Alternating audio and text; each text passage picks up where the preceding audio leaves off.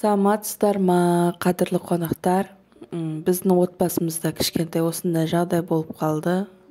Қызымыз екеуміз ауруханаға түсіп қалдық. Қазір күз мезгілі, өздеріңіз білетіндей, сезон простуды дейді ғой. ЖРВИ, ОРВИдің қосып тұрған кезі. Мен кішкене демалып, ауруханада жатсам да кітап оқыдым. Қызыммен бірге жақсы болып шықтық, шүкір Аллаға.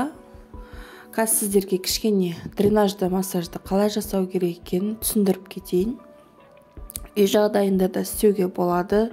Қақырықты өте жақсы түсіреді және баланың жалпы жағдайын жақсартады. Негізі дренаждық массажды ингаляциядан кейін жасау керек. Біз ауруханада жатқан кезде ингаляция 2 мезгіл пульмикорд дәрісімен жасады. Содан кейін дренаждық массаж жасады, электрофорез қойды. Өте жақсы қарады, рахмет үлкен дәрігеріне. Мінекей көріп тұрғандарыңыздай, бірінші денені дайындап аламыз. Детский крем дейді ғой, балаларға арналған креммен жайлап, сипағаннан кейін осылай қабырғалардың арасын өткізіп, қолымызбен, саусағымызбен өткізіп, арқасын дайындаймыз. Содан кейін осындай саусақтың осы бөлігімен ғана ұрғылаймыз. Мына бөлікпен ұрғылауға болмайды, тек қана осы бөлікпен ұрғылайсыздар.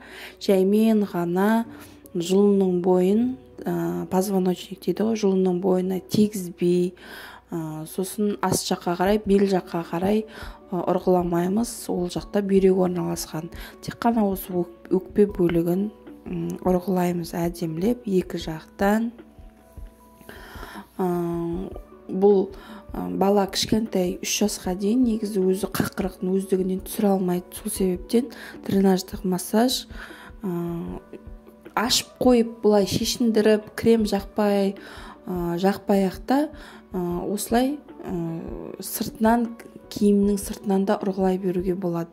Міне екінші түрі ұрғылаудың вакуум сияқты болады. Ортасына ауа қалдыру керек обязательно. Сипалап қоямыз. Бала кішкене әбіржейді, жылауы мүмкін, ұнатпауы мүмкін. Негізі массажды 10 минутқа дейін істейді. Бірақ профессионалдық массаж істейтіндер жасайды ондайды. Мен үй жағдайында бір 5 минутқа жетер-жетпес тез жасаймын. Бірақ күн зақы көтеріп жүрген кезде кішкене бас жағын түсіріп, жаймен арқасынан бет қағып қоям. Ол көмекті балаға жаңағы тұрған қақырықты шығарады. Міне алды жағынан да үстіп, қабырғалардың арасынан өткізіп ұрғылаймыз. Мен алды жағын көп ұрғыламаймын, себебі сол жақ бөлікте жүрек орналасқан. Қорқыныш, енді профессионалдық массажист болмағандықтан кішкене қорқыныш болады. Жүрегінен зақым кеп қала ма, қалай болады деп. Сосын мынандай жанынан қолын кішкене созыңқырап тұрып, бір қолын жанынан бет ұрғылап жүруге болады. Енді бұл массажистер керемет істейді ғой. Бізге істеген массажист апа үлкен кісі екен. Прям жақсы көріп, ынтасымен істеп, балаларды бетінен түкіріп сөйтті ғой. Керемет жасайды екен. Жасап болғаннан кейін өстіп физическое упражнение істеп жүру керек. Кішкене қимылдап, осылай өкпесін ашуға көмек. Массаж жасап болғаннан кейін, егер балада қақырық, өзіңіз тыңдап естіп көресіздер ғой, қақырық тұрған сияқты болып тұрса, бронхтарында жаңағы жаймен қолыңызды таза сумен сабындап әдемілеп жуып, жаймен бүйтіп тіл жағын басып жіберуіңізге болады. Сол кезде бала деп түсіріп жібереді қақырығын, кәдімгі кеп тұрған қақырығын.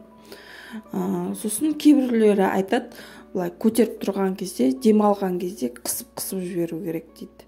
Мен өйтіп істеген жоқпын. Мына сіздерге кішкене біздің үй жақтан көрініс күз болғанын сезініп тұр. Енді балаларыммен кішкене кешкі шайға осындай ватрушка істедім. Ол үшін бізге сүт, дрож, ұн, астына рецептін жазып кетем. Тұз, бір жұмыртқа, сосын май керек. И мынандай ыдысқа салып, қазір жылы сүтті осы ыдысқа құямыз. Сөйтіп апара дейді ғой, апара істеп алу керек бірінші. Жылы сүтке дрож салдым, сосын 4 қасық ұн. Дрожым құйылып кетті осы жерде, бір қолмен телефон ұстап тұрып ыңғайсыздау кішкене. Тұзын салдым, және 4 қасық ұнын салып қойдым. Жылы жерге бетін жауып қоя салу керек. Бір 15 минуттай, 15 минут, мен бір 15-20 минуттай қойдым. Егер дрожыңыз жақсы болса, даже 5-10 минуттың өзінде әдемі апара болып көтеріледі. Мінекей. Өстіп көтерілгеннен кейін ұн саламыз. Жұмыртқа салдым. Бірінші бір жұмыртқаны салып жібердім. Одан кейін әдемілеп май құйдым. Майдан кейін ұн салып иледім. Әдемілеп илеу керек. Ұн салып жатырмын. Кішкене балаларыммен бірге балаларыма көңіл бөліп, енді бір аптадай болған жоқпын. 8 күнде жаттық. Бірге осы тестадан негізі жаңағы қантты салып жерсеңіз тәттірек болады. Мен қант салған жоқпын, себебі мен пицца істедім осы тестадан. Қамыр қолға кішкене жабысып тұру керек. Бетін пленкамен жауып, жылы жерге қойып қойдым. Бір сағаттай қойдым, деймін. 1 сағаттан кейін уже әдемі болып кәдімгідей көтеріліп қалды. Қарап тұрасыздар ғой, 1 сағат жеткілікті былайынша. Міне, үстіп көтерілді, әдемі болып. Жаңағы тесті сүттен жасалғандықтан ба, дәмі де керемет екен. Пицца да тәтті болды. Мен ойлаймын, осыдан жаңағы пирожки да пісіре беруге болады. Сосын ойлап қалған несіне кішкене нан істеп, лепешка сияқты нан істеп қоюға да болады. Балаларым көмектесті бірге. Жақсы көреді қасымда жүріп. Тестамен мұжғылап, пластилин сияқты ғой негізі.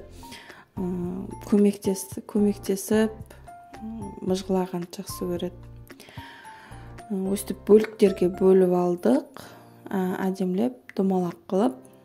Домалақ қылып бөлгеннен кейін оны тағы да 15 минутқа қойып қою керек көтерілу үшін.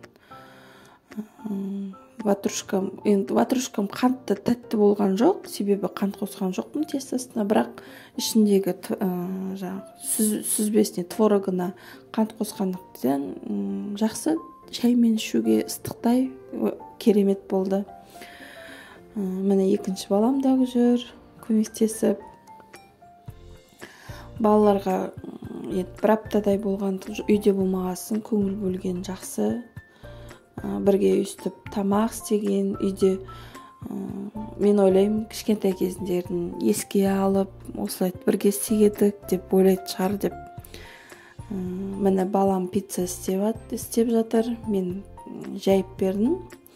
Қалған барлығын өзі кетчубын, майонезін құйып, 6 жаста болғасын оған қызық, өзі істеген. Кішкентай, екіншісі кішкентай ғой әлі. Үйтіп қатты не қыла қоймайды, қызыға қоймайды. Ол жеуді қатырады деймі. Жегенде жақсы, қашан пицца жейміз деп. Бір пиццам 180 градуста 20 минуттай пісті ғой. Мен кішкене не қылып, ұзақтау қойып қатырып аппын. Міне оған дейін ватрушкаларымыз көтерілді, үстіп. бетін жаңағы немен сүтпен жұмыртқаны араластырдым да өйстіп бетіне жақтық.